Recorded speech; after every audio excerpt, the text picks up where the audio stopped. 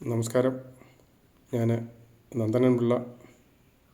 സർക്കാർ ഭൂമി സംബന്ധിച്ചുള്ള 5-ാമത്തെ വീഡിയോയിലേക്ക് സ്വാഗതം.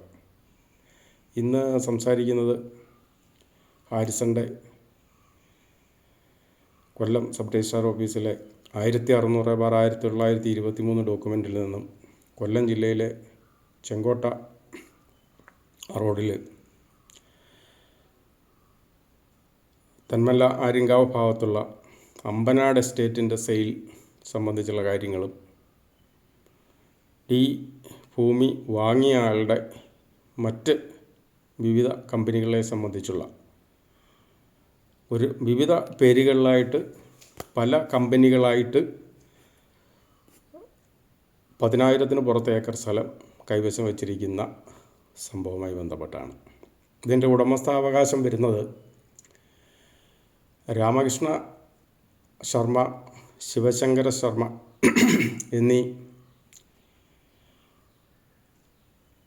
രണ്ട് പേര് പ്രധാനികളായി വരുന്ന, കാരണം ഈ എല്ലാ കമ്പനികളുടെയും ഡയറക്ടർമാരും അല്ലെങ്കിൽ മുഖ്യമായ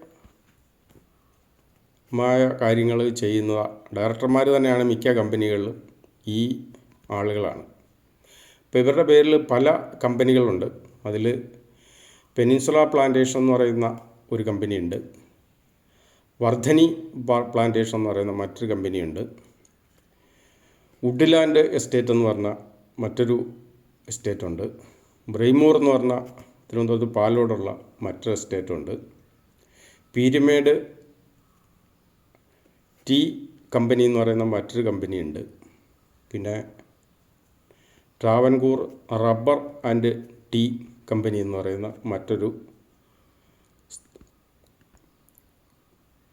Travancore rubber and tea plantation എന്ന് പറയുന്ന അങ്ങനെ ഇത് കൂടാതെ മറ്റ് സ്ഥാപനങ്ങളും ഉണ്ട്. എന്നാലും പ്ലാന്റേഷൻ മേഖലയിൽ പ്രധാനമായും പ്രവർത്തിക്കുന്ന കമ്പനികളായിട്ട് ഇങ്ങനെ രജിസ്റ്റർ ചെയ്തിരിക്കുന്നതാണ്. ഇങ്ങനെ രജിസ്റ്റർ ചെയ്തിരിക്കുന്നത് എന്തിനെന്ന് പറഞ്ഞാൽ, പെട്ടെന്നൊരാൾ ഏതെങ്കിലും രീതിയിൽ പരിശോധനയ്ക്ക് നോക്കിയാൽ പല കമ്പനികളിലായിട്ടായിരിക്കും ഈ ഭൂമികൾ കിടക്കുന്നത്. അതുകൊണ്ട് ഒരുമിച്ച് നമുക്കിപ്പോൾ ഹാരിസൺ നോക്കുമ്പം 3 ഡോക്യുമെൻറ്റിലായിട്ട് 56,000 ഏക്കർ സ്ഥലമുള്ളതായിട്ട് നമുക്ക് കാണാൻ ഒരുപക്ഷെ കഴിയും. 3 ഡോക്യുമെൻ്റായിട്ടാണ് കിടക്കുന്നത്.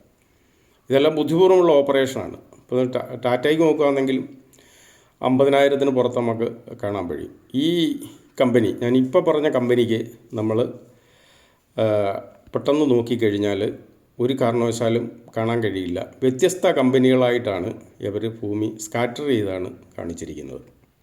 നമ്മുടെ ബുദ്ധിപരമായൊരു ഓപ്പറേഷനായിട്ട് നമുക്കിതിനെ കേരളത്തിൻ്റെ സ്ഥിതിയിൽ അറിയാം. പക്ഷെ നമ്മുടെ രാഷ്ട്രീയക്കാർക്കെല്ലാം അറിയാം, പ്രബുദ്ധരായ രാഷ്ട്രീയക്കാരാണ്, അവർക്ക് കേരളത്തിലെ സർക്കാർ ഭൂമിയെപ്പറ്റി നല്ല ധാരണയുള്ളവരാണ്. അവർ ഉറക്കം നടിക്കുന്നു എന്ന് മാത്രമേ ഉള്ളൂ. പിന്നെ നമ്മൾ ഈ വീഡിയോ, നമ്മുടെ ഇടുക്കി ജില്ലയിലാണ് കേരളത്തിൽ ഏറ്റവും കൂടുതൽ സർക്കാർ ഭൂമി ഉള്ളത്. അതിൽ ഏറ്റവും കൂടുതൽ സർക്കാർ ഭൂമി പെട്ടിട്ടുള്ളതും പെട്ടുകൊണ്ടിരിക്കുന്നതും ഇടുക്കി ജില്ലയിലാണ്. അവിടുത്തെ നമ്മളെ പ്രബുദ്ധരായ കൈവെട്ട് രാഷ്ട്രീയക്കാർക്കായിട്ട് നമ്മൾ ഈ വീഡിയോ സമർപ്പിക്കുന്നു. അപ്പോൾ 1600/1923 ഡോക്യുമെൻറ്റിൽ നിന്നും പുനലൂർ സബ് രജിസ്ട്രാർ ഓഫീസിലെ ഡോക്യുമെൻ്റ് നമ്പർ 1008/85 പ്രകാരമാണ് അമ്പനാട് എസ്റ്റേറ്റ് ഹാരിസണ് ഞാനീ പറഞ്ഞ കമ്പനിക്ക് അല്ലെങ്കിൽ ആ സ്ഥാപനത്തിന് കൈമാറിയിട്ടുള്ളത്. അപ്പോൾ ഈ കമ്പനിക്ക് കൈമാറിയ ഡോക്യുമെൻ്റ് പ്രകാരം മൊത്തത്തിൽ കുഴപ്പങ്ങളാണ്. കാരണം ഹാരിസൻ്റെ ആധാരപ്രകാരം അമ്പനാട് എസ്റ്റേറ്റ് 1310.13 ഏക്കർ സ്ഥലമാണ്. ഇരട്ടിയിലധികമാണ് അതിൽ നിന്ന് എഴുതിയ സെയിൽ ഡീഡിൽ കാണിച്ചിരിക്കുന്നത്. ഇങ്ങനെ സെയിൽ ഡീഡ് എഴുതിയാനുള്ള അധികാരം പോലും ഇല്ല. കാരണം അത് കരാറാണ്, ഇൻഡഞ്ചർ എന്നാണ് ഉപയോഗിച്ചിരിക്കുന്നത്. നേരത്തെ ഞാൻ പറഞ്ഞിട്ടുള്ളതാണ്. എന്തായാലും ഈ സെയിൽ ഡീഡ് പ്രകാരം അമ്പനാട് എസ്റ്റേറ്റിൻ്റെ വ്യാപ്തി പെട്ടെന്ന് കൂടി. അത് 2699.97 ആയിട്ട് കൂടി. അതായത് ഇരട്ടിയിലധികം ഏക്കർ സ്ഥലം ആയിട്ട് പെട്ടെന്ന് മാറി. നമ്മുടെ ഈ പ്രോപ്പർട്ടികൾ ഇങ്ങനെ വിസ്തൃതി കൂടുന്നത് ഇതുപോലുള്ള തരികിട ആളുകൾക്ക് വേണ്ടി മാത്രമേ ഉള്ളൂ എന്നുള്ള നമ്മൾ പ്രത്യേകം ശ്രദ്ധിക്കേണ്ടതാണ്. കാരണം ഉദാഹരണത്തിന് ടാറ്റയുടെ കേസിൽ ഞാൻ ആ മൂന്നാമത്തെ വീഡിയോയിൽ അത് പറഞ്ഞിരുന്നു. ടാറ്റ യുടെ മൊത്തം സ്ഥലവും നമ്മുടെ മൂന്നാറിലെ കോടികൾ വിലമതിക്കുന്ന കണ്ണദേവൻ ഹിൽസിലെ ഓരോ സെൻറ്റിനും മൂന്നാർ വിലമതിക്കില്ലാത്ത ഭൂമിയാണ്. അപ്പോൾ ആ ഭൂമിയിൽ നിന്ന് മുഴുവൻ സ്ഥലവും സർക്കാർ കണ്ണദേവൻ ഹിൽസ് റിസംഷൻ ആക്ടിലൂടെ 1971 ഏറ്റെടുക്കുകയും ആ നടപടിയെ സുപ്രീം കോടതിയിൽ ടാറ്റ ചോദ്യം ചെയ്യുകയും സുപ്രീം കോടതി ടാറ്റയുടെ പെറ്റീഷൻ തള്ളുകയും ചെയ്തു. സ്വാഭാവികമായിട്ടും ടാറ്റയല്ല, അന്നത്തെ ടാറ്റയുടെ ഇപ്പോഴത്തെ വിദേശ കമ്പനിയുടെ പേര് കണ്ണദേവൻ ഹിൽസ് പ്രൊഡ്യൂസ് കമ്പനി എന്നാണ്. അത് സ്കോട്ട്ലൻഡിൽ രജിസ്റ്റർ ചെയ്ത കമ്പനിയാണ്.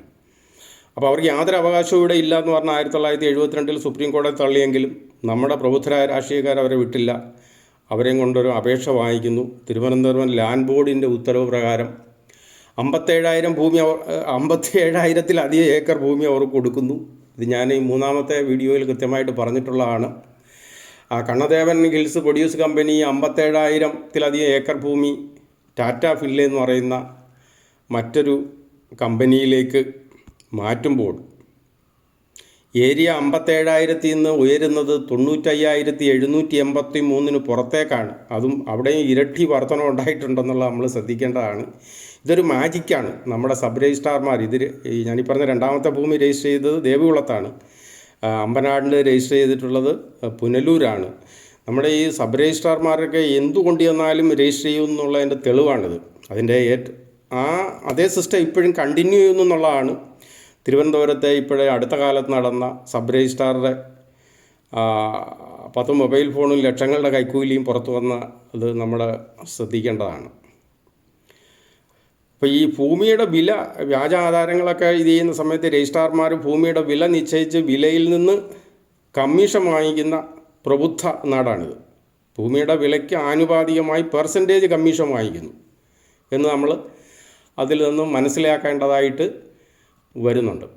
പിന്നെ ഇതിനകത്ത് പ്രത്യേകം ശ്രദ്ധിക്കേണ്ട ഒരു കാര്യം, 5 സെൻറ്റുകാരൻ പോക്കുവരവിന് അല്ലെങ്കിൽ ഒരു ആധാരം രജിസ്റ്റർ ചെയ്യാനുള്ള സ്ഥിതി എന്ന് പറഞ്ഞാൽ നമ്മളിവിടെ അതീവ ഗൗരവതരമാണ്, ഗുരുതരമാണ്. ഒരിക്കലും രജിസ്റ്റർ ചെയ്ത് കിട്ടിയോ പോക്കുവരവ് ചെയ്ത് കിട്ടാനുള്ള സാധ്യതകളില്ല. അല്ലെങ്കിൽ അതിൻ്റെ ചട്ടപ്പടിയായിട്ടുള്ള കാശുകൾ എവിടെയെങ്കിലും കിട്ടണം. കിട്ടാതെ വരുന്നവർക്ക് അവസാന നിവർത്തി എന്ന് പറയുന്നത് നമ്മൾ തിരുവനന്തപുരത്ത് നേരത്തെ കണ്ടു. ഒരാൾ പെട്രോൾ ബോംബുമായിട്ട് ഒരു റവന്യൂ ഓഫീസിൽ പോയി. ആ പാലക്കാട് ഇപ്പം നമ്മൾ അടുത്ത കാലത്ത് കണ്ടത് ആത്മഹത്യ ചെയ്തതിന് ശേഷമാണ്. അത് പാലക്കാട്ടൊന്നും ആൾ പോകാതെ അവശേഷിക്കുന്ന നട്ടലുള്ള ഒരാളെ തിരുവനന്തപുരത്ത് നിന്ന് കൊണ്ടുപോയി പരിശോധിച്ച് പിന്നീട് മരണശേഷം അയാൾക്ക് പോക്കുവരവ് ചെയ്ത് കൊടുക്കുന്ന ഇത് നമ്മൾ കണ്ടിട്ടുള്ളതാണ്. ഈ പഴയ കാലത്ത്, അതായത് 10 വർഷത്തിന് മുമ്പ് നമ്മളിവിടുത്തെ കൈക്കൂലി എന്ന് പറഞ്ഞാൽ വിജിലൻസ് കേസുകൾ, ട്രാപ്പ് കേസുകളിലൊക്കെ ഒരു 5,000-10,000 പുറത്ത് സാധാരണ ഒരിക്കലും ഇല്ല. എല്ലാം 5,000-നും 10,000 താഴെയുള്ള തുകകളാണ്. 100, 500, 1000, 2000 ഒക്കെയാണ് വളരെ കൂടുതലായിട്ടുണ്ടായിരുന്നത്. ഇപ്പോൾ അത് ലക്ഷത്തിലേക്ക് മാറിയിട്ടുള്ളത് എന്നുള്ളത് നമ്മൾ പ്രത്യേകം ശ്രദ്ധിക്കണം. അത് ഏറ്റവും കൂടുതൽ ഈ രജിസ്ട്രേഷൻ വകുപ്പിലും റവന്യൂ വകുപ്പിലും ഒക്കെയാണ് പോക്കുവരവിനും ഈ പറയുന്ന വ്യാജ ആധാരം രജിസ്റ്റർ ചെയ്യുന്നതിനും. നമ്മുടെ പൊല്യൂഷൻ കൺട്രോൾ ബോർഡോ ജിയോളജി ഒന്നും ഇതിൽ പിന്നിലല്ല എങ്കിൽ പോലും അത് സാധാരണക്കാരെ ഏറ്റവും കൂടുതൽ അപ്രോച്ച് ചെയ്യുന്ന ഓഫീസ് എന്ന നിലയിലാണ് ഞാനിത് പറഞ്ഞിട്ടുള്ളത്.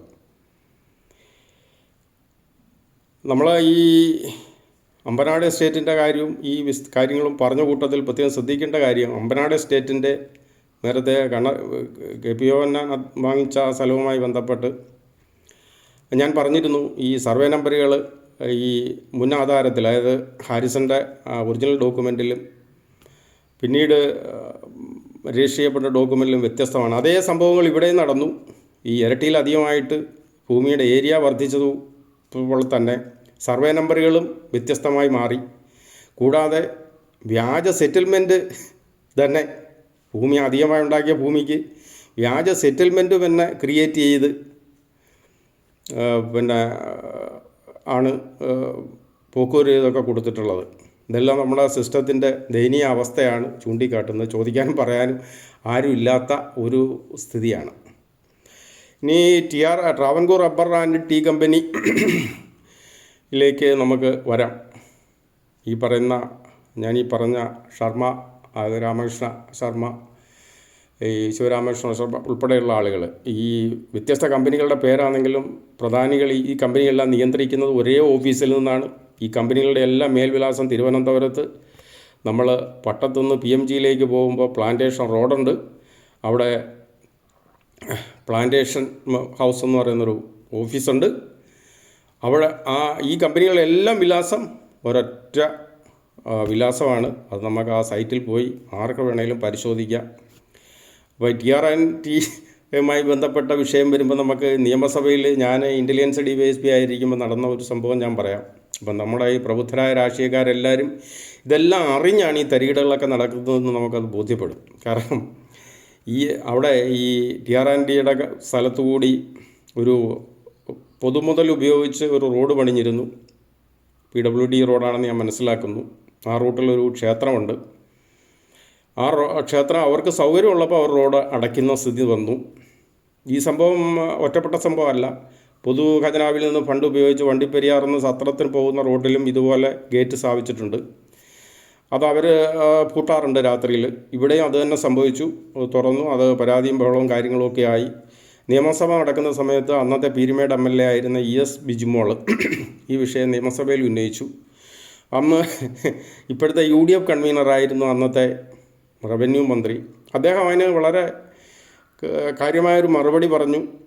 അത് പൊതുഫണ്ട് ഉപയോഗിച്ച് പണിഞ്ഞ റോഡാണ്, അത് അടയ്ക്കുന്നത് തെറ്റാണെന്നും ഒക്കെ അദ്ദേഹം കാര്യങ്ങൾ സമർത്ഥിച്ച കൂട്ടത്തിൽ ES ബിജിമോളുടെ മറ്റൊരാവശ്യമായിരുന്നു, ഇത് സർക്കാർ ഭൂമിയാണ്, ഇത് ഏറ്റെടുക്കണമെന്നൊരു ആവശ്യം അവർ ഉന്നയിച്ചു. അപ്പോൾ വളരെ നല്ലൊരു മറുപടി പിന്നെ അന്നത്തെ ഇപ്പോഴത്തെ UDF കൺവീനർ അവർക്ക് നൽകി. ഞാൻ ഓർക്കുന്ന വേഡിങ് ഇതാണ്. ബിജിമോളെ നമ്മൾ രണ്ടുപേരും ഒരു ദിവസമാണ് ഈ നിയമസഭയിൽ MLA-മാരായിട്ട് സത്യപ്രതിജ്ഞ ചെയ്തിട്ടുള്ളത്. ഞാനും ബിജിമോളും വന്നതിന് ശേഷം പല സമയം കൂടുതൽ നാളും ഈ വകുപ്പ്, റവന്യൂ വകുപ്പ് ഭരിച്ചത് ബിജിമോളുടെ പാർട്ടിക്കാരാണ്. അതോടുകൂടി ബിജിമോളുടെ നാവ് കൂടുതൽ പിന്നെ ശബ്ദിച്ചില്ല. നിയമസഭയിൽ ആരും തന്നെ അതിനെപ്പറ്റി പ്രതികരിച്ചതുമില്ല. അപ്പോൾ ഏറ്റെടുക്കൽ അവിടെ അവസാനിച്ചു. സർക്കാർ ഭൂമിയാണെന്നുള്ള ക്ലെയിം MLA അവിടെ ഉപേക്ഷിച്ചു. പിന്നീട് എന്തായാലും ആ വഴി തുറന്നു കൊടുത്തു. ഇപ്പോൾ പബ്ലിക്കിന് സുഖമായി പോകാൻ കഴിയുന്നുണ്ടെന്നാണ് മനസ്സിലാക്കുന്നത്. എന്തായാലും ഞാനിത് പറയാൻ കാരണം, നമ്മുടെ ഈ ഭൂമികളെ പറ്റിയൊക്കെ നമ്മളെ പ്രബുദ്ധരായ രാഷ്ട്രീയക്കാർക്ക് നല്ല ധാരണയുണ്ട്. അവരുടെയൊക്കെ ഈ ദീപസ്തംഭ മഹാചര്യം നമുക്കും കിട്ടണം പണം എന്ന് പറയുന്ന പോലെ, അല്ലെങ്കിൽ നോക്കുകൂലി എന്ന് പറയുന്നത് ഇതെല്ലാം പെടുന്നതാണ് എന്ന്. ഇത് കേരളം അവർക്ക് ഏറ്റവും ഫെർട്ടൈലായ ഒരു ലാൻഡാണ്. ഇപ്പോൾ TRNT കമ്പനിയുമായി ബന്ധപ്പെട്ട് പറഞ്ഞു കഴിഞ്ഞാൽ ഈ ഒരു കമ്പനിക്ക് നേരത്തെ നമ്മൾ ബ്രൈമൂർ പറഞ്ഞു, അമ്പനാട് പറഞ്ഞു, ഇതെല്ലാം കൂടാതെ തന്നെ 7373.68 ഏക്കർ സ്ഥലമാണ് ഈ TRNT കമ്പനിക്ക്. അതായത് ഇവരുടെ പല കമ്പനികൾ ഒരു കമ്പനി കൈവശം വെച്ചിരിക്കുന്ന ഭൂമി. അതിൽ 3 ആധാരങ്ങൾ അതിന് രജിസ്റ്റർ ചെയ്യപ്പെട്ടിട്ടുണ്ട്. ഈ 3 ആധാരങ്ങളും രജിസ്റ്റർ ചെയ്യപ്പെട്ടിട്ടുള്ളത് നമ്മൾ ശ്രദ്ധിക്കേണ്ട ഒരു കാര്യം എന്ന് പറയുന്നത്, Travancore rubber company, Travancore rubber and tea അല്ല, ട്രാവൻകൂർ റബ്ബർ കമ്പനി എന്ന് പറയുന്ന ഒരു കമ്പനി സ്കോട്ട്ലൻഡ് രജിസ്റ്റർ ചെയ്തിട്ടുള്ള കമ്പനിയാണ്. ആ കമ്പനി 25/8/44 ഒരു document Kollam Kottayam sub registrar ഓഫീസിൽ 107/1944 രജിസ്റ്റർ ചെയ്യപ്പെടുന്നു. ആ കമ്പനി രജിസ്റ്റർ ചെയ്യുന്ന ഡോക്യുമെൻറ്റിൽ 2 എതിർകക്ഷികളുണ്ട്. എതിർകക്ഷികൾ മീൻസ് വാങ്ങുന്ന ആളുകൾ. ഒന്ന് ആസ്പിരിൻ വാള്, മറ്റൊന്ന് ട്രാവൻകൂർ ടീ കമ്പനി.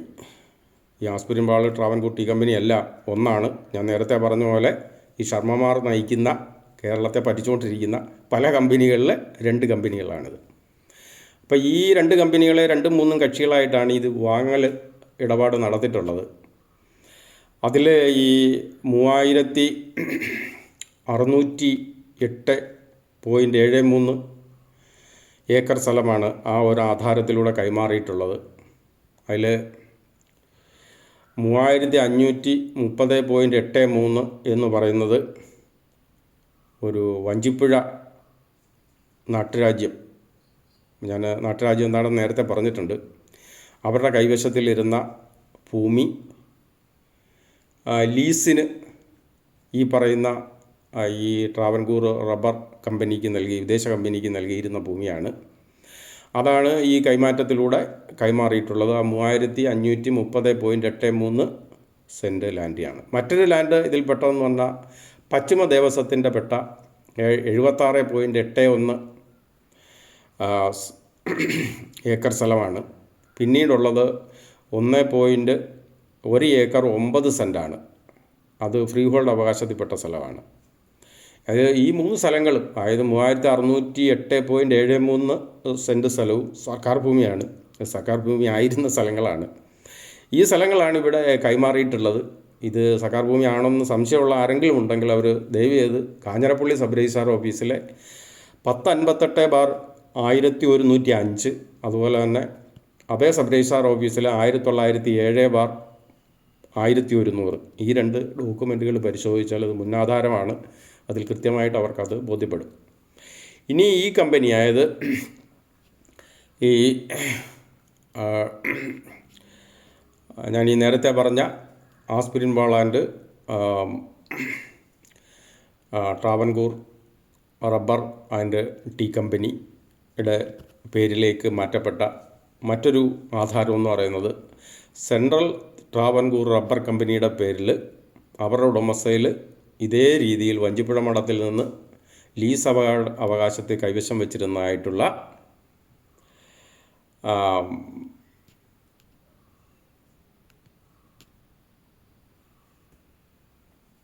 2503.53 ഏക്കർ സ്ഥലവും, അതുകൂടാതെ 447.85 ഏക്കർ സ്ഥലവും ഉൾപ്പെടുന്ന